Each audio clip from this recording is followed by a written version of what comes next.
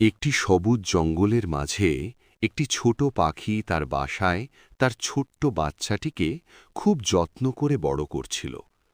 প্রতিদিন সে খাবার জোগাড় করে এনে তার বাচ্চার মুখে তুলে দিত। বাচ্চাটিও খুশিতে ডাকত চি চি।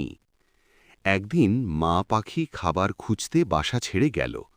ঠিক সেই সময় আকাশ থেকে হঠাৎ একটি ভয়ঙ্কর চিল নেমে এসে বাচ্চাটিকে তুলে নিয়ে উড়ে গেল।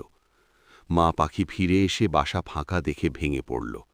সে চারদিকে উড়ে উড়ে তার বাচ্চাকে খুঁজতে লাগল। জঙ্গল, নদীর ধারে, পাহাড়ের পাশে, কোথাও নেই। অনেক খোঁজার পর এক পাহাড়ের কিনারায় সে তার বাচ্চার দুর্বল ডাক শুনতে পেল। মা পাখি দ্রুত সেখানে উড়ে গেল এবং তার বাচ্চাকে খুঁজে পেল। ভয় পেয়েছে, কিন্তু বেঁচে আছে। মা পাখি তাকে বুকের কাছে জড়িয়ে নিয়ে আবার নিজের বাসায় ফিরে এলো। সেদিন থেকে মা পাখি আর কখনো তার বাচ্চাকে একা রেখে যায় না।